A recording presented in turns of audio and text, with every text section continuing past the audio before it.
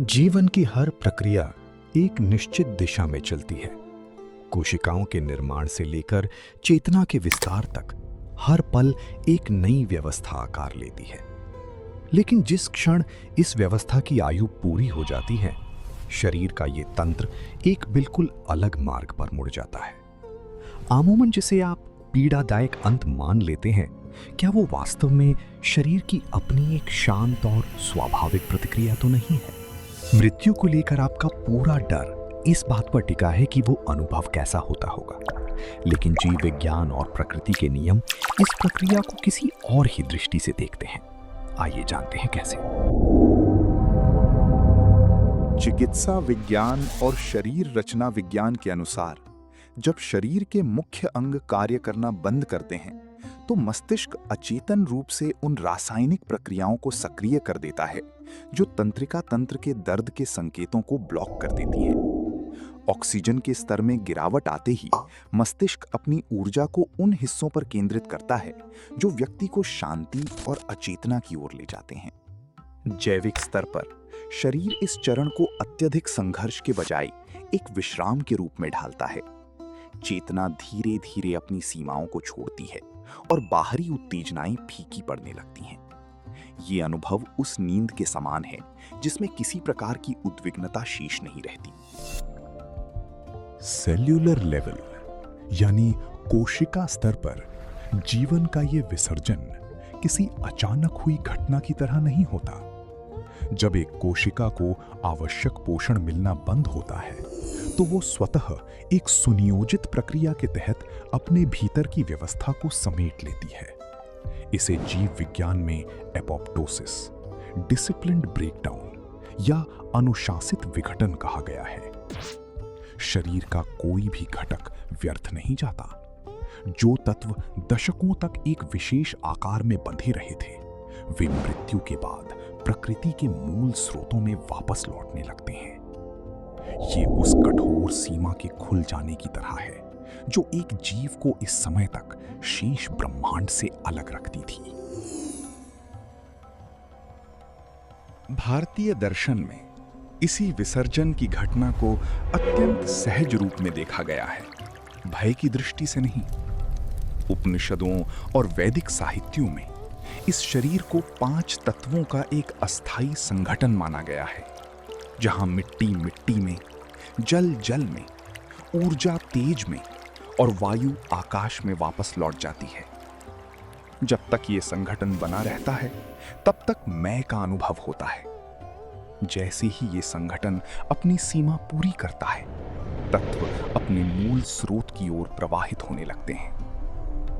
ये हमारे भौतिक शरीर से अलग होने जैसा प्रतीत होता है, पर ये उसी दुनिया में वापस मिल जाने की तरह है जहां से हमारा जीवन शुरू हुआ था। विज्ञान का एक अकाट्य नियम है, ऊर्जा का ना तो निर्माण किया जा सकता है और ना ही उसे नष्ट किया जा सकता है। उसका केवल रूप बदलता है। इसे हम law of conservation of energy और the first law of thermodynamics से भी जानते हैं। इसीलिए मनुष्य के शरीर में सक्रिय रासायनिक ऊर्जा, चेतना के विभिन्न स्तर और भौतिक द्रव्य मृत्यु के बाद शून्य नहीं होते। वे अपनी स्थानीय सीमा को छोड़कर व्यापक ब्रह्मांडीय तंत्र का हिस्सा बन जाते हैं।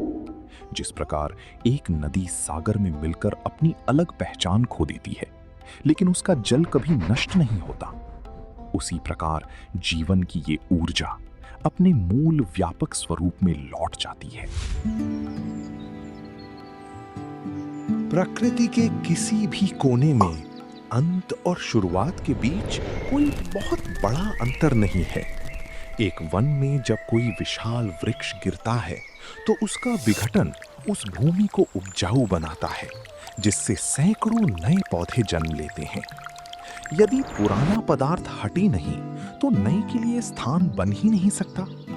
जैविक और भौतिक दोनों स्तरों पर मृत्यु उसी निरंतर चक्र का एक अनिवार्य चरण है जो हर नए सृजन की शर्त तय करता है। मृत्यु को लेकर होने वाली अधिकांश पीड़ा मानसिक होती है। ये भय उस पहचान से जुड़ा है जिसे हम अपने मैं के रूप में गढ़ लेते हैं। मस्तिष्क भविष्य की अनिश्चितता और नियंत्रण के छूट जाने के विचार से असहज होता है। लेकिन ये मानसिक भय उस वास्तविकता से अलग है जिसे जीव स्वयं अपने अंतिम क्षणों में अनुभव करता है। जब वो क्षण आता है तो अहंकार की वो दीवारें स्वतः ढह जाती हैं जो इस डर को जीवित रखती हैं। संघर्ष तभी तक रहता है जब तक जीवन किसी चीज को पकड़े रहना चाहता है।